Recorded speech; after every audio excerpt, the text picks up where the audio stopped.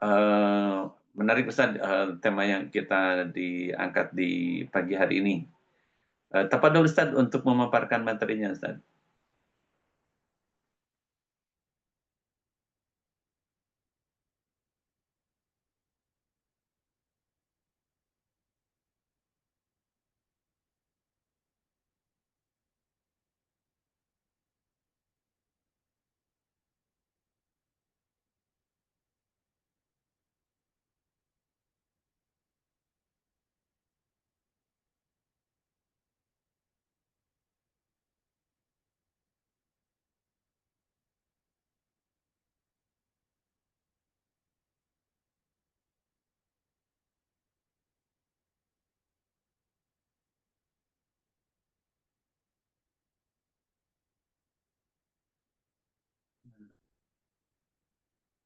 Bentar Ustaz, suaranya, enggak muncul, admin.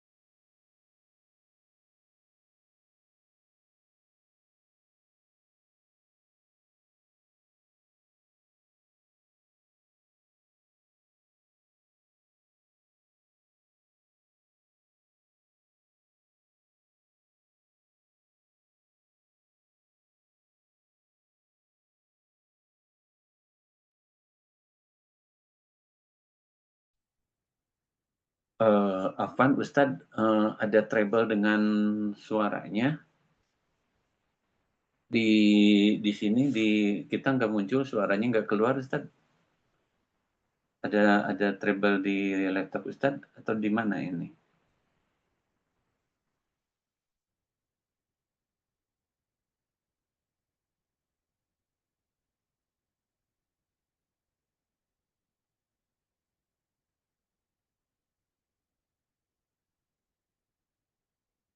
Ke Saya hubungi admin, katanya ada barangkali di laptop Ustadz gitu. Suara nggak muncul Ustadz di sininya, nggak keluar.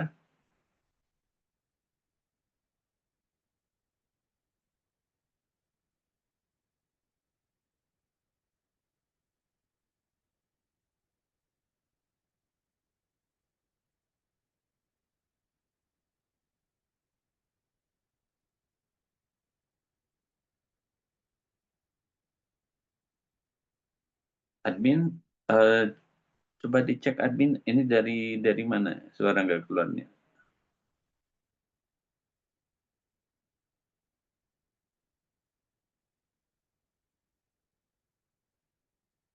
Coba dicek di laptopnya.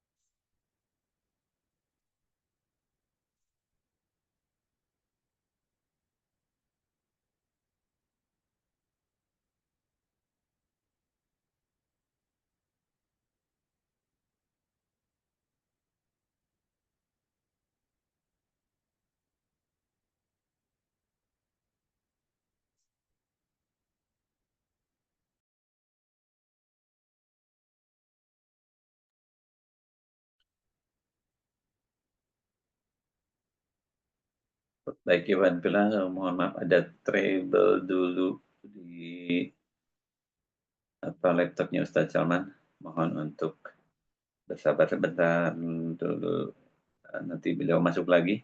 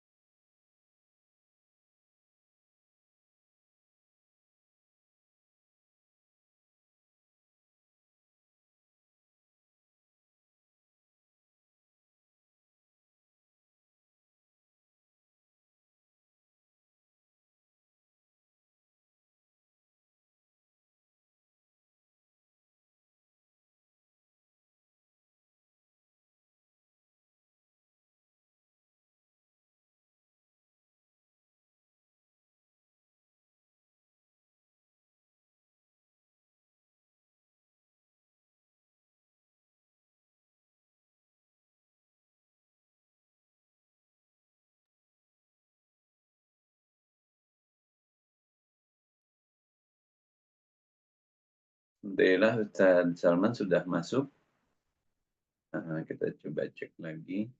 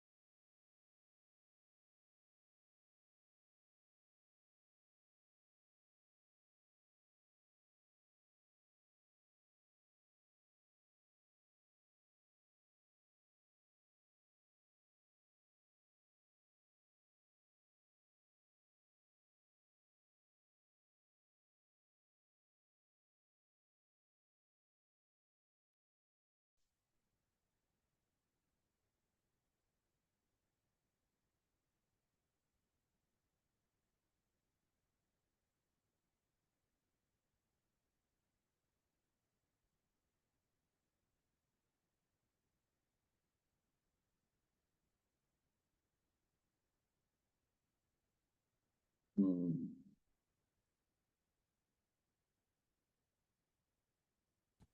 Assalamualaikum.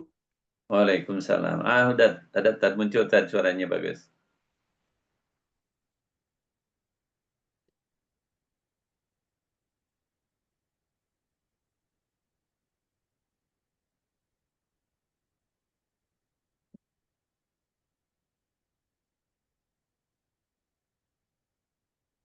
Ini saja videonya nggak bisa muncul ya.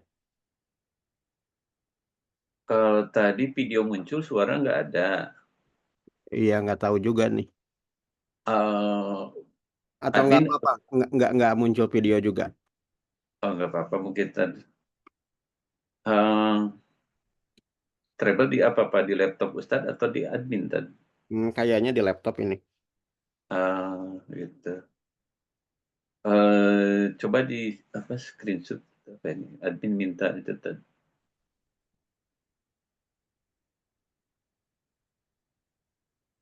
Oh nggak apa-apa Ustadz, coba di share screen.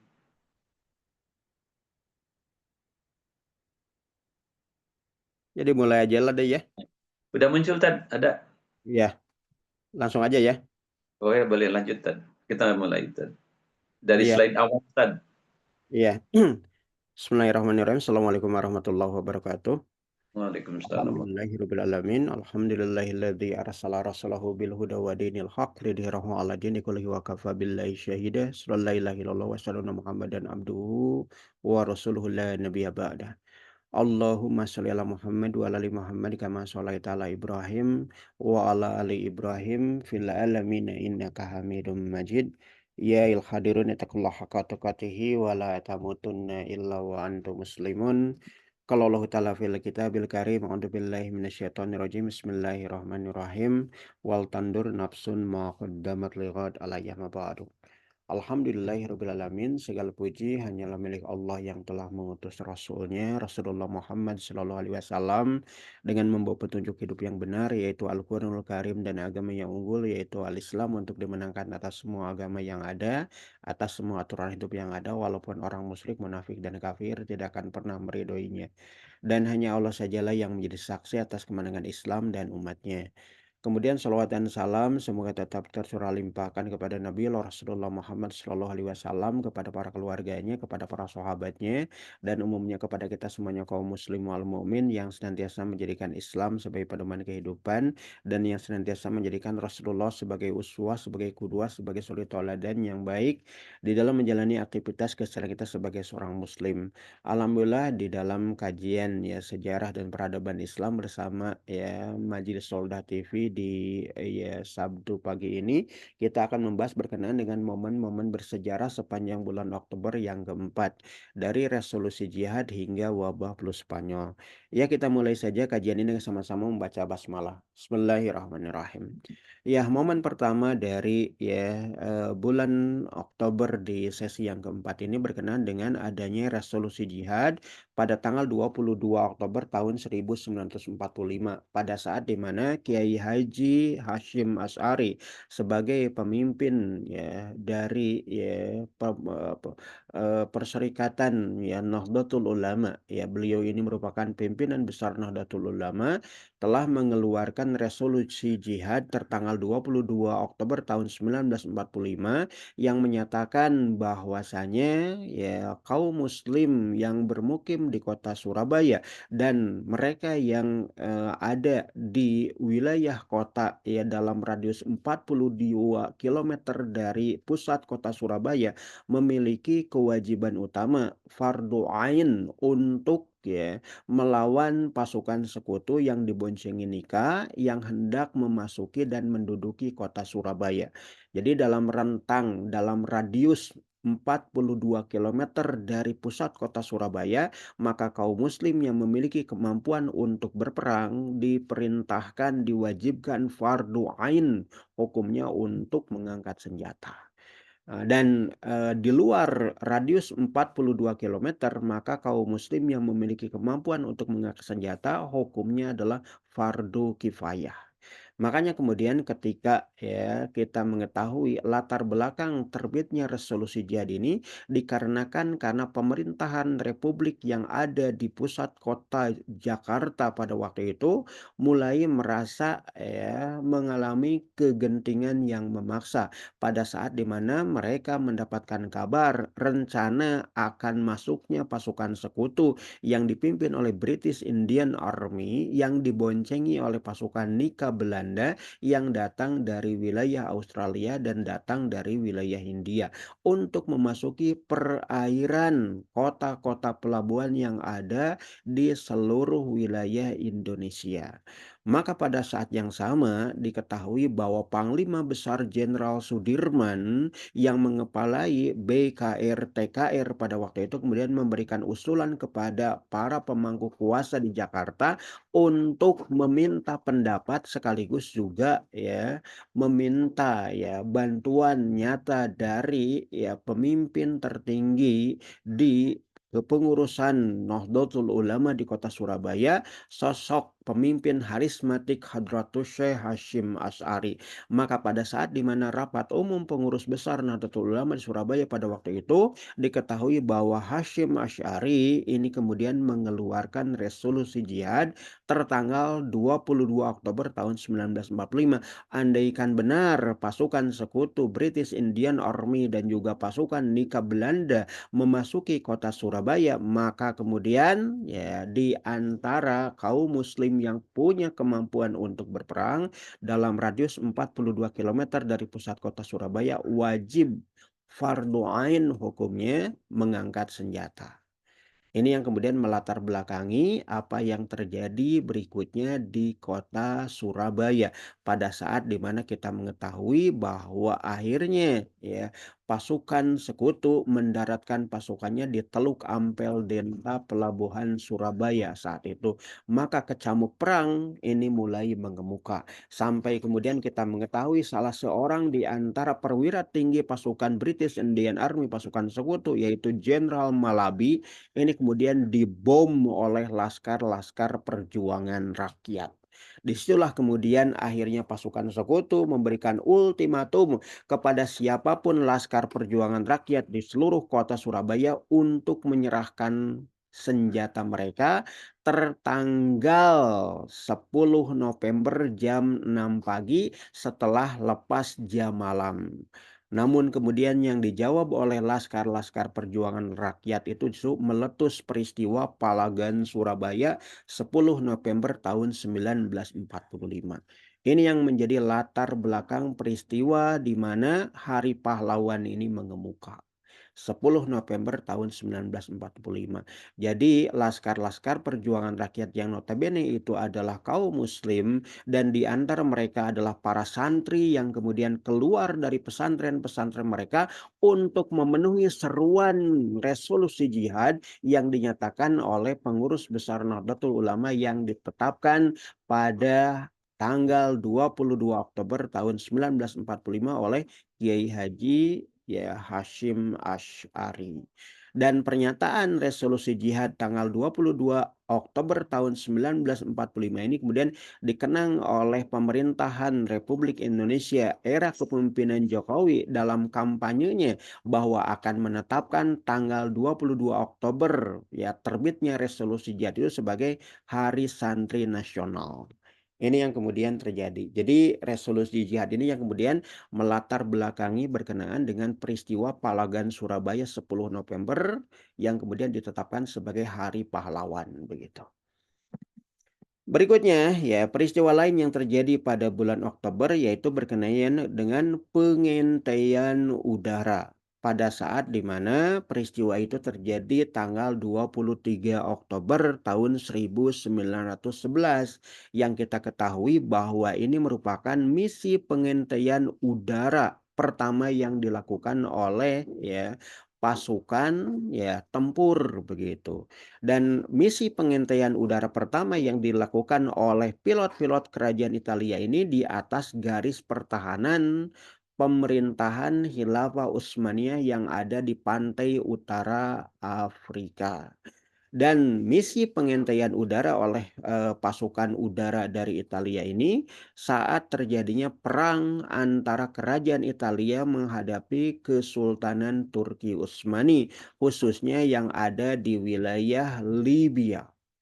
Yang kemudian kita mengetahui akhir dari peristiwa perang antara Italia dengan Turki Utsmani itu menyebabkan Turki Utsmani terusir dari wilayah pantai utara Afrika dan Libya ini kemudian dianeksasi oleh kerajaan Italia. Dan ini diawali dengan misi pengintaian udara armada ya udara dari kerajaan Italia yang mengamati berkenaan dengan keberadaan dari garnisun-garnisun Turki Utsmani yang disiagakan di pantai-pantai ya yang ada di wilayah Libya saat itu. Dan ini menandai awal mula terjadinya perang di antara kerajaan Italia dengan pemerintahan Turki Utsmaniyah begitu. Berikutnya peristiwa lain yang terjadi pada bulan Oktober ini adalah berkenaan dengan Perang Yom Kippur yang terjadi pada tanggal 23 Oktober tahun 1973 pada saat di mana Perang Yom Kippur ini melibatkan ya aliansi Arab, di antaranya adalah Republik ya Arab dan juga Republik ya Suriah. Mereka bekerja sama untuk sama-sama menggempur kedudukan Zionis si rewel. Dan akhirnya kemudian kita mengetahui bahwa Perang Yom Kippur itu diakhiri pada tanggal 23 Oktober tahun 1973 dengan adanya kesepakatan gencatan senjata ya di antara aliansi Arab menghadapi Zionis si rewel, yang kemudian gencatan senjata itu diprakarsai oleh Perserikatan Bangsa-Bangsa. Bahkan berikutnya kemudian kita mengetahui juga bahwasanya keberadaan para pemimpin Arab khususnya yang ada dari wilayah Mesir dan juga Suriah dipaksa oleh pihak Amerika untuk menandatangani bukan hanya gencatan senjata tapi normalisasi dengan negara Zionis Yahudi Sirewel. Dalam arti negara-negara Arab yang dimaksud mengakui keberadaan Israel sebagai sebuah negara dengan kedaulatannya. Ini yang kemudian terjadi pada saat di mana ya kita mengetahui bahwa Perang Yom Kippur itu mengakibatkan keberadaan wilayah ya dataran tinggi Golan Suriah dan juga ya perbukitan Sinai Mesir ini dianeksasi oleh negara Zionis Sirewel. Dari situlah kemudian sebagai ya syarat dia adanya gencatan senjata dan normalisasi hubungan antara Arab Israel, khususnya Mesir dan Suriah dengan negara Zionis tadi, maka kemudian ya dikatakan bahwa dataran tinggi Golan akan dikembalikan kepada Suriah dan ya dataran Sinai ini akan dikembalikan kepada pihak Mesir. Maka kedua belah pihak bersepakat dalam gencatan senjata, bahkan kemudian ditindaklanjuti dengan normalisasi hubungan politik di antara negara-negara yang berkonflik tadi. Ini yang kemudian terjadi dalam Perang Yom Kippur yang akhirnya diakhiri pada tanggal 23 Oktober tahun 1973, begitu. Berikutnya kemudian peristiwa lain yang kemudian terjadi pada bulan Oktober ini adalah lahirnya Perserikatan Bangsa-Bangsa. Perserikatan Bangsa-Bangsa itu kemudian ditetapkan ya momen kelahirannya pada tanggal 24 Oktober tahun 1945. Ya bahwasanya ya para pemenang perang yang terdiri dari pasukan sekutu dari mulai Amerika, kemudian juga Inggris, Prancis, Uni Soviet dan juga Tiongkok ya ini bersepakat untuk membentuk apa yang disebut sebagai United Nation Organization atau Perserikatan Bangsa-Bangsa, yang kemudian kita ketahui ya mereka bersepakat untuk membentuk lembaga internasional demi untuk memberikan jaminan perdamaian abadi. Namun sesungguhnya itulah merupakan janji-janji muluk dari para pemenang perang. Hakikat dibentuknya PBB atau United Nation Organization tadi adalah demi untuk menjaga hegemoni kemenangan mereka pasca mereka memenangkan perang dari mulai Perang Dunia Pertama 1914 sampai tahun 1918 dan juga Perang Dunia yang kedua 1939 sampai tahun 1945. Dan dalam hal berkenaan dengan ratifikasi Piagam Perdamaian itu didapat dari Atlantic Charter atau Piagam Atlantik yang disepakati di antara tiga negara pemenang perang, baik itu adalah Amerika, Inggris, dan juga Uni Soviet.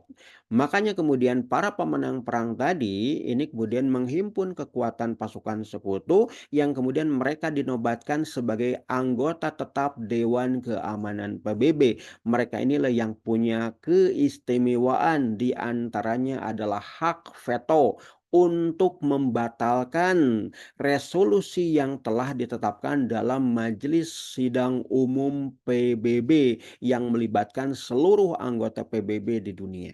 Maka jika resolusi yang dikeluarkan dalam sidang umum Majelis PBB itu kemudian diveto oleh anggota tetap Dewan Keamanan PBB yang terdiri dari 5 pihak pemenang perang, maka kemudian resolusi itu dipastikan batal atau tidak berlaku.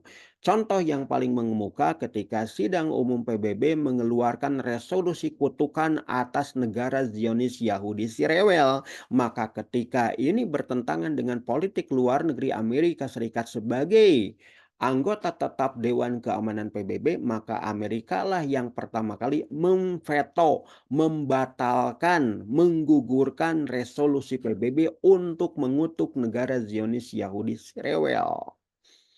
Maka ini yang kemudian menjadi anomali ataupun ambiguitas keberadaan PBB yang menyatakan dirinya, memproklamirkan dirinya, mempropagandakan dirinya sebagai lembaga internasional yang memberikan jaminan perdamaian abadi. Maka hakikatnya PBB itu justru adalah kepanjangan tangan dari pihak para pemenang perang untuk melegitimasi kekuasaan mereka, menghegemoni kemenangan mereka di dunia. Ini fakta sesungguhnya dari PBB karena mereka ini kemudian bersepakat untuk memberikan jaminan perdamaian, tapi justru hakikatnya adalah melegitimasi kemenangan mereka sekaligus juga menghegemoni dunia dengan keberadaan mereka sebagai anggota tetap Dewan Keamanan PBB yang mereka dirikan. Dan kita mengetahui awal didirikannya itu di kota Washington DC yang merupakan pusat kuasa dari Freemasonry dunia. Dan markas besar PBB hari ini pun ada di New York di Amerika. Dan ya penyandang dana dari keuangan ataupun finansial PBB itu suplainya justru paling besar dari Amerika. Maka siapa yang bayar, maka dialah yang hakikatnya mengendalikan lembaga internasional ini. Apalagi era saat ini adalah era global capitalism yang menjadikan materi ataupun modal ataupun uang ataupun duit dalam hal ini menjadi panglimanya. Ini yang kemudian terjadi. Jadi ya propaganda yang menyatakan bahwa Perserikatan Bangsa-Bangsa ataupun United Nation Organization ini adalah merupakan penjaga ya perdamaian dunia, hakikatnya justru adalah ya penjaga kemenangan para pemenang perang. Ini yang kemudian terjadi. Berikutnya peristiwa lain yang terjadi pada bulan Oktober di sesi yang keempat ini adalah terjadinya Perang Crimea, ya. Crimea ini adalah salah satu di antara ya semenanjung yang ada di bagian utara Laut Hitam yang saat ini juga memicu terjadinya konflik antara Rusia dan juga Ukraina, begitu. Disebutkan bahwasanya pada tanggal 25 Oktober tahun 1854 disebutkan bahwa Brigade Kavaleri Inggris ini kemudian gagal untuk merebut benteng Sevastopol yang dimiliki dan dikuasai oleh Kekaisaran Rusia dalam peristiwa Perang Balaklava atau juga dikenal sebagai Perang Crimea yang disebutkan telah menewaskan 113 prajurit tempur dan melukai 143 lainnya. Dan perang yang kemudian dikenal sebagai Perang Balaklava dalam ya arena peperangan di semenanjung Crimea tadi ini mengalami kebuntuan di antara kedua belah pihak. Baik itu pihak sekutu yang dipimpin oleh Inggris menghadapi kekaisaran Rusia. Dalam hal kemudian mereka berseteru berperang untuk penyeimbangan kekuatan di antara masing-masing Kristendom Eropa. Kita mengetahui bahwasanya kepemimpinan Inggris di Sekutu pada waktu itu ini mengatasnamakan ya Gereja Anglikan Inggris atau dalam hal ini kemudian ya mereka yang memiliki konsepsi teologis sebagaimana orang-orang Latin ataupun orang-orang Katolik dalam ritus ya Katolik ya. Namun kemudian mereka kerajaan Inggris sedari dulu dengan gereja Anglikannya tidak mau tunduk pada otoritas Sri Paus yang ada di Vatikan City. Ritus ibadahnya itu sama dengan orang-orang Katolik, namun mereka tidak mau tunduk pada otoritas Sri Paus sebagai pemimpin dari gereja Latin Katolik di Kristendom Eropa. Sedangkan Kekaisaran Rusia sedari dulu sama seperti orang-orang Yunani, sama seperti orang-orang Slavia, Serbia, sama seperti orang-orang Romawi Bizantium. Mereka itu adalah para penganut Kristen Ortodoks yang kemudian seringkali berbeda pemahaman dengan kalangan gereja Latin Katolik ataupun gereja Anglikan Inggris. Makanya kemudian dua di antara imperium dunia yang sama-sama memiliki konsepsi teologi Kristen atau Nasrani atau Salibis, justru kemudian mereka berseteru di wilayah Lautan Hitam demi untuk penyeimbangan kekuatan di antara masing-masing Kristendom Eropa. Dan dalam hal ini kemudian ketika Inggris menahkodai ya pasukan sekutu untuk menghukum Kekaisaran Rusia dalam perang Crimea tadi justru kemudian mengalami kegagalan untuk merebut benteng kota pelabuhan Sevastopol dalam perang Balaklava. Bahkan kemudian perang itu menewaskan 113 prajurit dan melukai 143 ya prajurit lainnya dari kedua belah pihak, begitu. Berikutnya peristiwa lain yang terjadi pada bulan Oktober ini adalah merupakan awal mula konflik dari Kashmir hingga hari ini. Yaitu terjadi pada tanggal 26 Oktober tahun 1947 pada saat di mana penguasa Jammu Kashmir yang memiliki konsepsi teologi ajaran Sikh gitu. Bukan Muslim, bukan pula Hinduism, yaitu Maharaja Hari Singh, penguasa Jammu dan Kashmir, ini menandatangani instrumen aksesi untuk menyatakan bahwa wilayah Jammu dan Kashmir bergabung dengan ya Republik Hindia. Jadi semenjak ya proklamasi kemerdekaannya Hindia dari mulai Juli dan Agustus tahun 1947 dinyatakan bahwasanya India ya menjadi negara tersendiri lepas dari protektorat Inggris dan negara muslim yang ada di seberang Hindia yang ada di belahan bagian baratnya pun menyatakan kemerdekaannya dari Inggris dengan nama Pakistan. Termasuk juga di belahan bagian timurnya, yaitu kita ketahui wilayah Pakistan Timur pada masa-masa berikutnya mendeklarasikan lepas dari Pakistan dan memproklamirkan berdirinya negara Bangladesh. Nah, bagaimana kedudukan dari Jammu Kashmir pada waktu itu? Maka Maharaja Hari Singh yang memiliki konsepsi teologi berbeda dengan Pakistan yang Muslim ataupun dengan India yang Hindu, diketahui bahwa Maharaj Hari Singh itu memiliki konsepsi teologi Sikh, ya, ajaran Sikhism. Maka kemudian Maharaja Hari Singh menyatakan bahwa Jammu dan Kashmir pun akan merdeka sebagai negara yang memiliki kedaulatan sendiri, terpisah dari India dan juga terpisah dari Pakistan. Namun pada saat di mana proklamasi di antara kedua belah pihak antara India dan Pakistan, tiba-tiba dari arah Pakistan disebutkan ada suku-suku Pashtun yang memasuki Jammu Kashmir karena memang mayoritas penduduk Jammu Kashmir itu adalah Muslim Pashtun dan Maharaja Hari Singh yang memiliki konsepsi teologi Sikh itu berasal dari Bombay dan Mumbai yang notabene merupakan pusat dari ajaran Sikh di wilayah Hindia. Jadi pada waktu itu Maharaja Bombay menganeksasi wilayah Kashmir dan kemudian menempatkan Hari Singh sebagai penguasa Jammu Kashmir atas keberadaan orang-orang Sikh yang ada di wilayah Kashmir. Maka kemudian kaum Pashtunistan dari Pakistan memasuki wilayah Jammu Kashmir untuk mengintegrasikan Jammu Kashmir ke dalam kuasa dari Pakistan.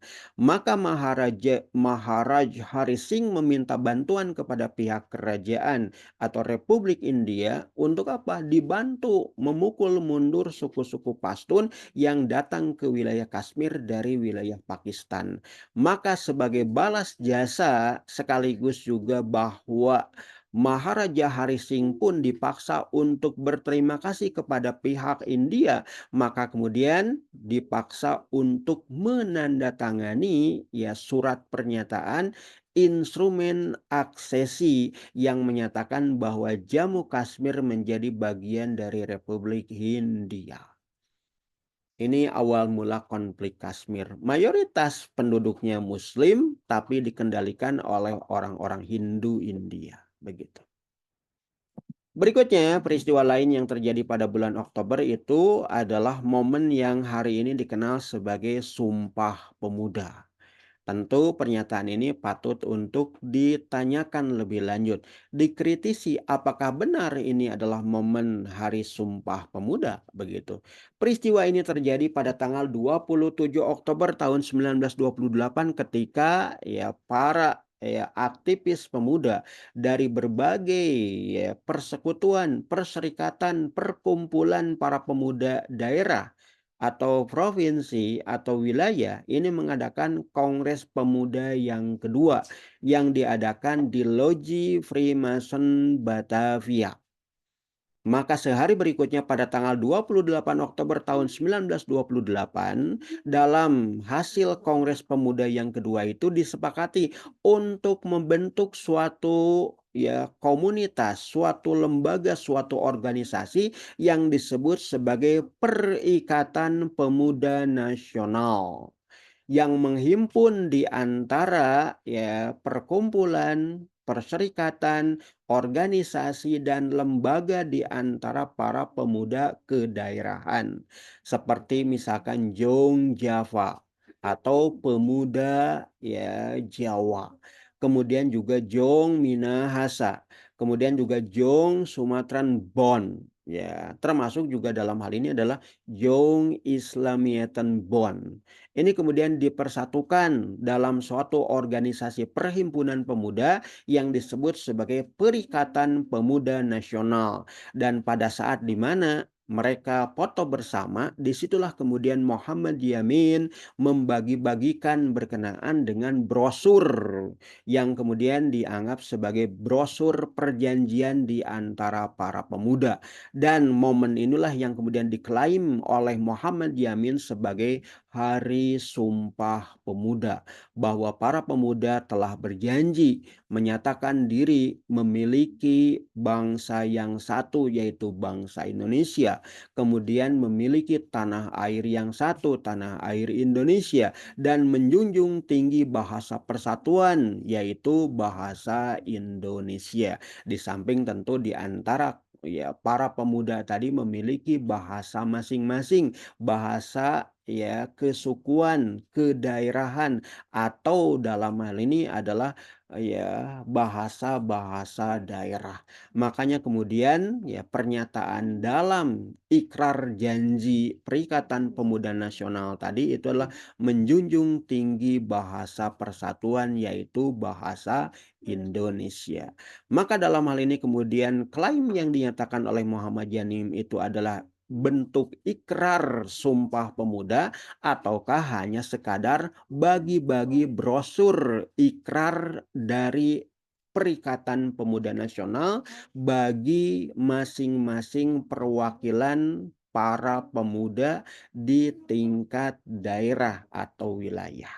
Ini yang kemudian menjadi polemik hingga hari ini. Benarkah itu ada ikrar Sumpah Pemuda atau hanya sekadar ya terbentuknya Perikatan Pemuda Nasional? Ini yang menjadi persoalan bagi kita khususnya di kalangan para sejarawan berkenaan dengan peristiwa yang dimaksud begitu.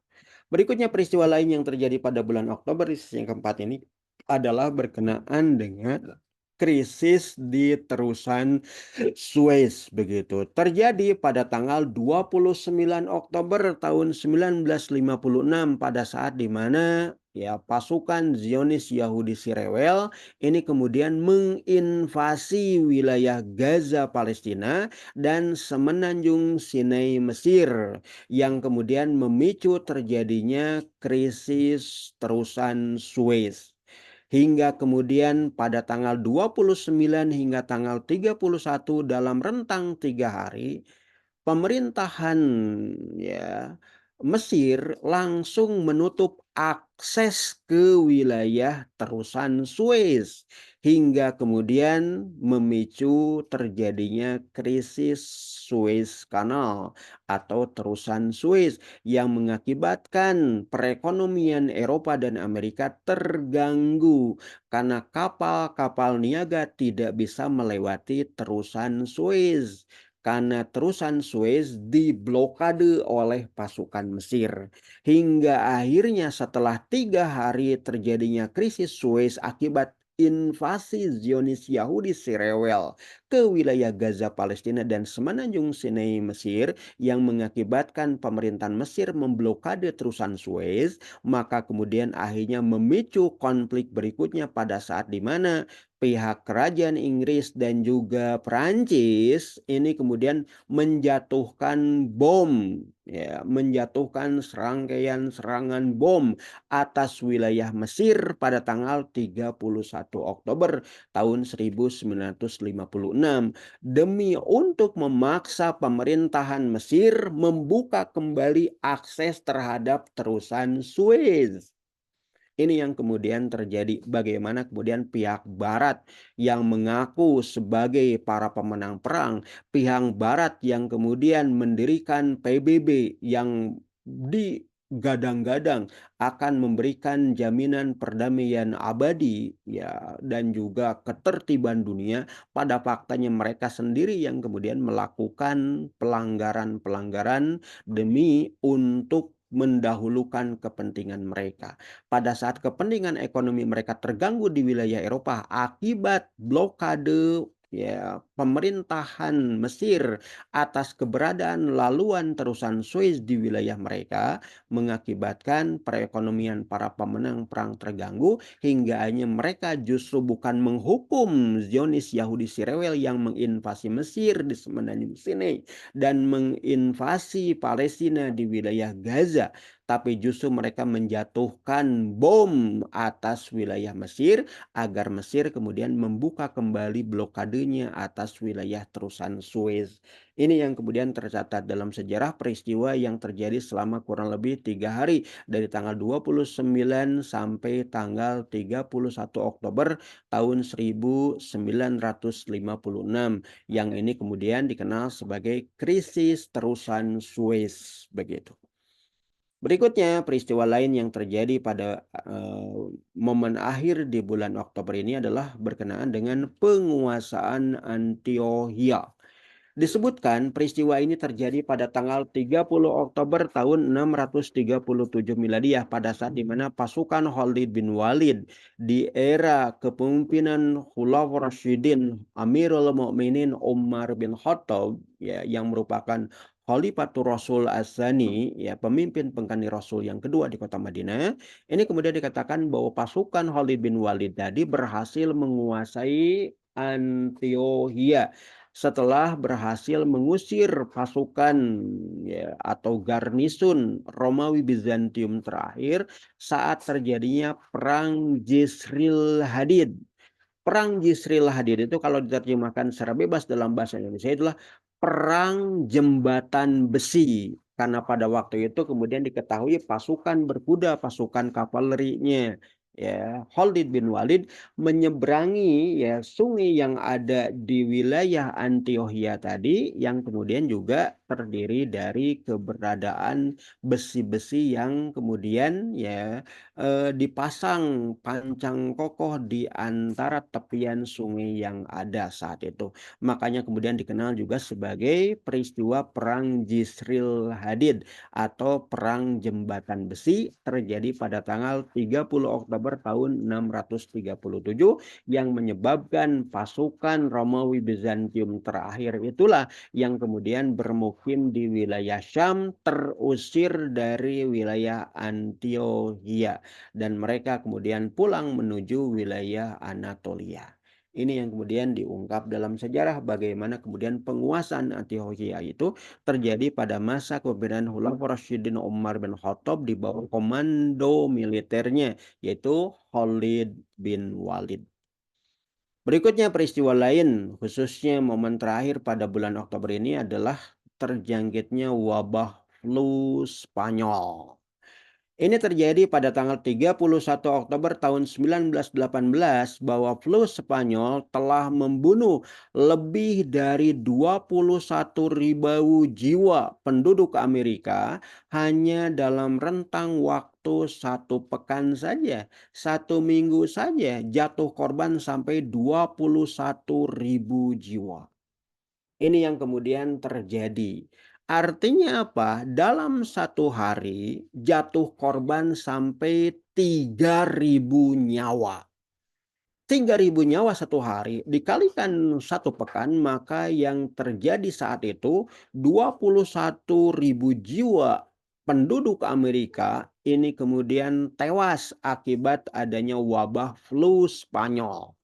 Hingga akhirnya kemudian pemerintahan Amerika yang pada waktu itu sudah melibatkan diri dalam Perang Dunia Pertama atau The Great War, ini kemudian meminta kepada sekutu-sekutunya untuk segera mengakhiri perang, untuk segera menuntaskan perang. Jangan sampai kemudian ya perang ini mengganggu bagaimana pihak sekutu mengentaskan segera wabah flu Spanyol yang dianggap jauh lebih mematikan daripada terjadinya konflik bersenjata.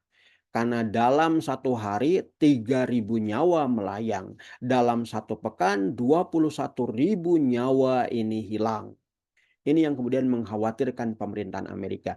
Hingga akhirnya kita mengetahui The Great War atau Perang Raya ataupun Perang Besar ataupun Perang Dunia Pertama akhirnya berakhir pada sekira tanggal 11 November tahun 1918 ketika pasukan Kekaisaran Jerman menyatakan menyerah tanpa syarat kepada pihak sekutu.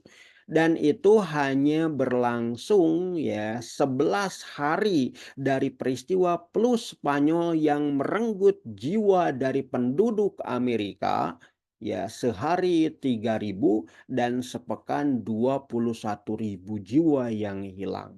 Maka ini yang kemudian tercatat dalam sejarah terjangkitnya atau menjangkitnya wabah flu Spanyol ini kemudian menjadi ya akhir dari peristiwa Perang Dunia yang Pertama.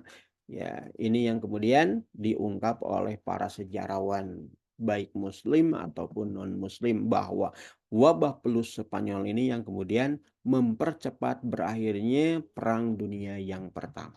Agar apa? Setiap bangsa yang berkonflik, setiap kekaisaran kerajaan yang kemudian berperang bisa berupaya untuk menyelesaikan wabah flu Spanyol di wilayah mereka masing-masing. Ini yang kemudian sangat diharapkan oleh publik Amerika pada saat di mana mereka menyaksikan bagaimana 21.000 jiwa itu ya hilang ya ataupun ya 21.000 jiwa itu melayang ya pada saat di mana flu Spanyol menjangkiti wilayah Amerika Serikat.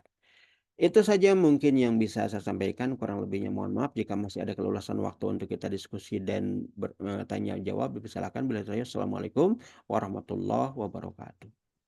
Waalaikumsalam warahmatullahi wabarakatuh. Jazakallahu khairan Ustaz atas pemaparan materinya. Dan kita masuki ke sesi tanya jawab.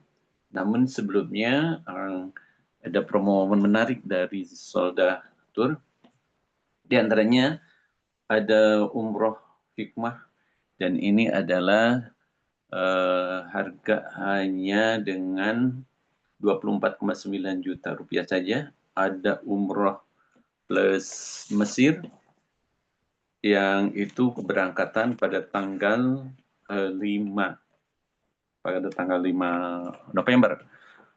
12 hari yang akan dikunjungi Kairo, Alexandria, Madinah, Mekah. Dan juga ada umroh yang ini fenomena cukup menarik ya, adalah umroh awal Ramadan. Yang ini akan didampingi oleh Ustaz Siddiq Al-Jawi. Oleh karena itu, persiapkan dari sekarang, karena ini pasti akan banyak yang berminat untuk umroh di awal Ramadan ini. Untuk lebih detail tentang perjalanan umroh, Ikhwan Fillah bisa menyimak di kanal YouTube Soldah TV atau di akunnya Soldatur, atau di Facebook-nya Soldatur, atau di IG-nya Soldatur. Dan untuk konfirmasi bisa menghubungi di 0821 4227 8182 atau di 0898 7841 5599. Baik, Iwan Pila yang berada di ruang Jumit bisa bertanya melalui kolom chat atau raise hand, dan yang ada di kanal YouTube bisa mengisi di kolom chat. Baik, Ustadz, ada pertanyaan dari Abi Alif. Assalamualaikum Ustadz, izin bertanya. Apakah Sumpah Pemuda itu landasannya nasionalisme? Dan siapakah tokoh yang menyebarkan nasionalisme di Indonesia? Itu Ustadz, pertanyaan dari Abi Alif. Iya, terima kasih ya atas, pertanyaan kritis tadi ya. Membicarakan berkenaan dengan Sumpah Pemuda, yang awalnya diklaim oleh Muhammad Yamin, ya pada saat di mana peristiwa terbentuknya Perikatan Pemuda Nasional atau Perikatan Pemuda Kebangsaan pada tanggal 28 Oktober tahun 1928, ini dianggap sebagai momen di mana ya nasionalisme ini, bertumbuh gitu. Dengan gerakan kebangsaan atau national movement ya semenjak adanya ya Perikatan Pemuda Nasional. Maka demi untuk menjadikan momen di mana ya terbentuknya Perikatan Pemuda Nasional tadi, maka Yamin menyatakan bahwasanya disebarluaskannya selebaran apa yang diyakini sebagai Sumpah Pemuda itu sebagai momentum Hari Sumpah Pemuda. Padahal sesungguhnya ikrar atau dibacakannya ikrar Sumpah Pemuda itu sampai hari ini diperdebatkan di antara para sejarawan karena faktanya itu tidak pernah ada. Yang ada itu adalah bagi-bagi brosur kepada para pemuda yang kemudian kembali ke daerah mereka masing-masing. Jadi ini ya sampai kemudian Muhammad Yamin dikenal sebagai Bapa Mitologi Indonesia. Karena apa? Kerap kali kemudian menyusun konstruksi sejarah itu berdasarkan ya apa yang menjadi imajinasi dari Yamin sendiri. Seperti misalkan keberadaan dari tokoh ya Sumpah Palapanya Gajah Mada. Sosok Gajah Mada yang dikreasikan oleh Yamin itu tiada berbeda dengan bentuk celengan yang ditemukan oleh Yamin di bekas keberadaan Keraton Trowulan yang ada di Mojokerto, Jawa Timur. Itu celengan sebetulnya. Dari itu ada bentuk muka, muka orang yang gemuk gitu ya. Maka itu yang kemudian diklaim oleh Yamin ini adalah mukanya ya pelopor yang kemudian menyatakan Sumpah Palapa, yaitu sosok Gajah Mada. Makanya juga para sejarawan sampai menyatakan celengan yang ditemukan oleh Yamin hakikatnya adalah celengan yang dibentuk dari muka Yamin sendiri, begitu. Makanya kalau diperhatikan, muka dari Gajah Mada yang dikreasikan oleh Muhammad Yamin, tiada berbeda wajahnya mirip dengan Yamin, begitu. Nah ini yang jadi persoalan makanya kemudian sampai dikatakan oleh Muhammad Hatta bahwa Muhammad Yamin itu adalah sosok ya pendusta yang licik. Jadi yang mengatakan itu adalah Muhammad Hatta sendiri, ya. Jadi dalam hal ini kemudian, ya peristiwa momen Sumpah Pemuda itu, ya kalau dikatakan bahwa disebarkannya brosur, ya, ikrar para pemuda memang ada. Tapi kalau adanya ikrar yang dibacakan bersama-sama, ini sampai saat ini masih menjadi polemik dan pro kontra debatable di kalangan para sejarawan. Karena banyak yang menyatakan bahwa dibacakannya ikrar Sumpah Pemuda itu sama sekali tidak ada, begitu. Jadi kalaupun momen tanggal 28 Oktober dinyatakan sebagai Hari Sumpah Pemuda itu adalah klaim dari Muhammad Yamin yang memiliki konsepsi teologi nasionalisme sekuler. Dan Yamin yang notabene adalah orang Sumatera Barat, orang Minang justru kemudian sangat memuja berkenaan dengan budaya Jawa, bahkan mengagumi berkenaan dengan Imperium Mojopahit. Bahkan menyusun satu risalah yang judulnya adalah ya Sabta Parwa ya Tata Negara Majapahit. Walaupun pada kenyataannya bukan Sabta Parwa, bukan 7 bagian, tapi yang berhasil diselesaikan oleh Yamin hanya 4 bagian atau 4 buku. Karena sebelum buku-bukunya ini kemudian dipublish dan tersebar, Yamin kerap kali kemudian perselisihkan atau kemudian digugat, dikritisi oleh para ahli budaya Jawa ataupun para sejarawan yang menelisik berkenaan dengan keberadaan Mojopahit di Keraton Trowulan, bahwa Yamin terlalu banyak mengada-ada apa yang dituliskannya dalam Sabta Parwa Tata Negara Mojopahit. Makanya kemudian 3 buku yang telah disusun berikutnya ini pun tidak pernah diterbitkan, tidak pernah dipublikasikan. Karena Yamin sudah merasa jeri dan jera kerap kali dikritisi oleh para budayawan Jawa sendiri termasuk juga oleh para pemerhati sejarah Mojopahit. Makanya kemudian sering kali dijuluki bahwa Yamin itulah bapa mitologi Indonesia. Jadi, kalau kita lihat latar belakang Yamin sendiri adalah sosok yang kemudian dikenal sebagai ketua dari Jong Sumatran Bond atau ketua dari pergerakan atau organisasi pemuda Sumatera yang dididik oleh kalangan Freemasonry Belanda. Dan Freemasonry Belanda dalam upaya untuk menjadikan kebangsaan Indonesia itu netral terhadap agama atau anti terhadap syariat agama, maka kemudian menelurkan gagasan gerakan kebangsaan. Dan Yamin adalah salah seorang di antara anggota Freemasonry yang direkrut oleh Vrijmetsralids Belanda. Makanya kemudian kita mengetahui bahwa orang-orang yang bergerak dalam Yong Java, dalam Budi Utomo, dalam Trikoro Darmo. Ini sangat-sangat nasionalis dan sekular. Mereka menginginkan negara yang nanti akan dibentuk di bawah naungan kerajaan Belanda yang juga sekular. Ini yang kemudian terjadi. Makanya kalau kita membincangkan berkenaan dengan awal mula kebangsaan ini kemudian dipopulerkan oleh kalangan Freemasonry Belanda sendiri. Dan banyak di kalangan bumi putra yang mereka nilai memiliki kualitas di atas rata-rata, maka mereka mendapatkan fasilitas pendidikan sampai ke jenjang tertinggi. Mereka mendapatkan beasiswa untuk melanjutkan sekolah baik itu di sekolah-sekolah ternama yang ada di Indonesia sendiri ataupun bahkan mendapatkan beasiswa ke negeri Belanda. Makanya kemudian orang-orang seperti Muhammad Hatta ataupun kemudian Sultan Syahrir, termasuk juga Dato Ibrahim Tan Malaka dan juga Insinyur Kusno Sosro Soekarno difasilitasi dengan beasiswa dari pemerintah kolonial agar kemudian mereka terbentuk sebagai para pemuda nasionalis sekuler. Makanya kemudian para founding father yang memproklamisasikan kemerdekaan itu berbasiskan kepada konsepsi nasional netral agama atau bahkan anti terhadap syariat agama. Buktinya apa? Buktinya merekalah yang kemudian menghapus 7 kata dalam Piagam Jakarta yang menetapkan bahwa negara Indonesia merdeka berdasarkan atas dasar ketuhanan dengan kewajiban menjalankan syariat Islam sekalipun hanya untuk para pemeluknya. Ini pun kemudian dicoret oleh mereka. Karena mereka hakikatnya sedari awal berjuang untuk membentuk masyarakat kebangsaan netral terhadap agama atau anti terhadap syariat agama. Syariat agama yang dimaksud tentu syariat agama mayoritas yaitu umat Islam. Syariat umat Islam tentu Quran dan Sunnah.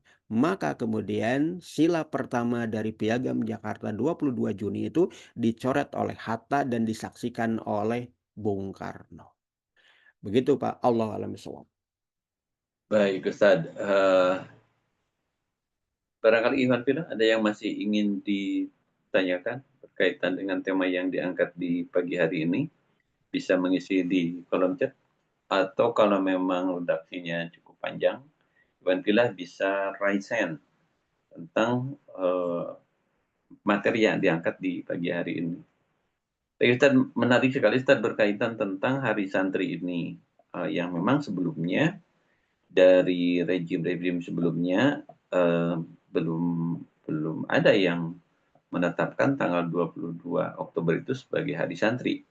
Justru Hari Santri itu ditetapkan oleh rejim Jokowi di periode awal tentang Hari Santri ini. Dan itu disambut meriah oleh para santri di tahap awal.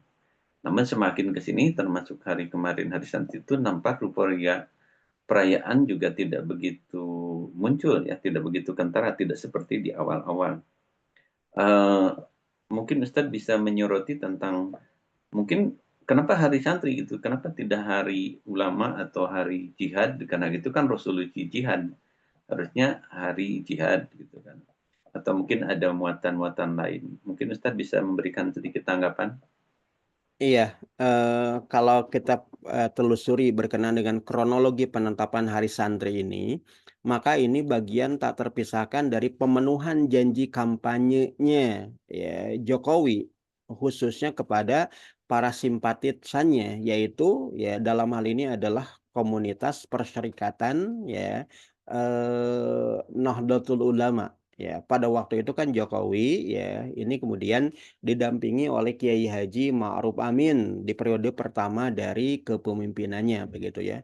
Ini kemudian diketahui bahwa ya pemerintahan Jokowi ini kemudian menjanjikan kepada Nahdlatul Ulama dengan momen 22 Oktobernya itu sebagai hari yang akan ditetapkan secara nasional. Cuman waktu itu tidak disampaikan terlebih dahulu. Apa hari ya peringatan nasional yang dimaksud? Yang diketahui bahwa pada tanggal 22 Oktober itu adalah hari di mana Kiai Haji Hashim Asy'ari ini kemudian mengeluarkan resolusi jihad demi untuk menjaga Surabaya dari kemungkinan dianeksasi oleh pasukan pemenang perang, yaitu pasukan Sekutu. Namun berikutnya kalau kita perhatikan lebih lanjut pada saat di mana kekuasaan rezim Jokowi ini kemudian dijalankan, maka kita mengetahui bahwa penetapan tanggal 22 Oktober itu bukanlah kemudian hari resolusi jihad, tapi yang muncul itulah Hari Santri Nasional. Kenapa Hari Santri? Alasannya bahwa di antara ya, yang ikut terlibat dalam perang Surabaya itu adalah santri-santri yang diperintahkan oleh para asatidnya untuk ikut membela kota Surabaya. Padahal yang berperang bukan hanya para santri, tapi juga Laskar Perjuangan Rakyat, termasuk juga penduduk kota Surabaya yang terpanggil dari adanya resolusi jihad dalam radius 42 kilometer dari pusat kota Surabaya, maka setiap laki-laki, setiap para pejuang yang punya kemampuan mengangkat senjata diwajibkan atau fardu ain untuk terlibat dalam perang mengusir pasukan pendudukan. Jadi dalam hal ini kemudian ya, ada upaya untuk menghilangkan terkait dengan momen dari terbitnya resolusi jihad dengan hanya menyatakan ini sebagai hari santri pada saat di mana para santri memenuhi panggilan jihad yang ditetapkan berdasarkan resolusi tanggal 22 Oktober tahun 1945. Bahkan kalau kita telusuri kronologi sejarahnya, bukan hanya PBNU yang menerbitkan resolusi jihad. Pada tanggal 7 sampai tanggal 9 November tahun 1945, pengurus besar Masyumi pun mengadakan muktamarnya yang ada di kota Surabaya. Dan pada tanggal 8 November tahun 1945, pengurus besar Majelis Syuro Muslimin Indonesia yang merupakan organisasi politik terbesar yang menghimpun ormas-ormas dan orpol-orpol Islam dan kaum muslim di Indonesia juga menerbitkan resolusi jihad PB Masyumi yang cakupannya di antaranya melibatkan semua di antara komponen kaum muslim ukun terlibat dalam perjuangan mempertahankan kota Surabaya. Makanya kemudian melalui seruan deklarasi dan juga resolusi jihad ini, kaum muslim yang ada di Bekasi, kaum muslim yang ada di Cianjur, kaum muslim yang ada di Garut dan di Cirebon, jauh dari pusat kota Surabaya, mereka melakukan konvoi hijrah menuju kota Surabaya demi untuk ikut terlibat dalam perang menghadapi pasukan sekutu Inggris dan Nika Belanda. Jadi gema dari resolusi Jihad 22 Oktober tahun 1945 dikuatkan kembali dengan adanya resolusi Jihad PB Masyumi 8 November tahun 1945. Makanya kemudian kita mengetahui lebih dari 1 bulan perang dari mulai tanggal 10 November 1945 sampai awal bulan Desember tahun 1945, kota Surabaya itu tidak berhasil diduduki dalam keadaan aman oleh pihak sekutu, baik British Indian Army Inggris ataupun pasukan Nika Belanda. Bahkan pada akhirnya pasukan sekutu meninggalkan kota Surabaya dengan kegagalan. Karena apa? Amunisi perang mereka habis. Prajurit tempur mereka disersi dan juga bom yang mereka jatuhkan di kota Surabaya pun kemudian akhirnya ya habis. Maka mereka pulang keluar dari kota Surabaya untuk apa? Untuk kembali ke induk pasukannya karena mereka tidak berhasil menguasai kota Surabaya. Ini yang kemudian tercatat dalam sejarah gitu. Jadi kalau mau jujur ya hari resolusi jihad, bukan hari santri. Karena yang ikut berperang bukan hanya para santri, tapi juga Laskar Perjuangan Rakyat, bahkan rakyat sipil pun mereka ikut berupaya untuk berperang, mempertahankan kota. Karena resolusi jihad itu kemudian mewajibkan dikatakan fardu ain dalam radius 42 kilometer, mereka harus ikut terlibat dalam perang mempertahankan kota. Begitu, Pak. Ya, jadi memang ini ada upaya untuk pergeseran nilai ya dari konteksnya begitu. Hari Resolusi Jihad menjadi Hari Santri Nasional dan itu adalah ya sesuatu yang memang upaya untuk mereduksi pemahaman yang benar terkait dengan momen ya Resolusi Jihad tadi yang hanya diperingati sebagai Hari Santri Nasional. Allahu a'lam bishawab. Baik Ustaz, clear sekarang ketika Ustaz menyampaikan itu, ketika kita misalkan berkaitan kalau memang itu adalah resolusi jihad, itu kan mengingatkan kembali bahwa umat Islam itu punya satu kekuatan ketika mereka mendapatkan intimidasi seperti saudara-saudaranya di Palestina. Harusnya ketika 22 Oktober ini menggugah kembali semangat untuk berjihad membebaskan Palestina. Karena mungkin ketika kata jihad ini muncul, maka bisa jadi hari 22 Oktober itu menginspirasi kaum muslimin bahwa mereka punya satu kekuatan, yakni kekuatan jihad. Tapi ketika kita dimasukkan dengan sebagai hari santri, maka esensi dari resolusi jihad itu tidak begitu muncul ke permukaan. Mungkin juga dalam proses pelaksanaan pun hanya diisi dengan euforia para santri yang turun ke jalan, hanya sebatas menunjukkan eksistensi mereka sebagai seorang santri. Baik Ustadz Jazakallahu khairan atas pemaparan materi di pagi hari ini. Mudah-mudahan apa yang Ustadz sampaikan menjadi amal soleh tersendiri sebagai amal ibadah karena berbagi ilmu bersama kita. Dan pilih yang menyimak melalui kanal YouTube atau bergabung di ruang Jumit, mudah-mudahan pagi hari kita mendapatkan keberkahan dari thalabul ilminya atas kegiatan kita yang kita mulai dari pukul 5.30 tadi. Mudah-mudahan keberkahan selalu kita dapatkan. Ikuti terus kajian menarik dari Soldah TV dari mulai hari Senin sampai dengan hari Sabtu menghadirkan narasumber yang berkompeten di bidangnya dan tema-tema yang menarik yang tentu ini akan menambah ilmu sakupah dan wawasan kita semua. Mohon maaf atas kekeliruan, baik kita tutup kajian kita dengan bacakan hamdalah istighfar dan doa akhir majlis. Alhamdulillahirabbil alamin, astagfirullahaladzim. Subhanaka Allahumma wa bihamdika asyhadu an la ilaha illa anta astaghfiruka wa atubu ilaik. Mohon maaf atas kegelapan. Wassalamualaikum warahmatullahi wabarakatuh. Waalaikumsalam warahmatullahi wabarakatuh. Saya pamit Pak ya pada semuanya juga. Assalamualaikum. Waalaikumsalam warahmatullahi wabarakatuh.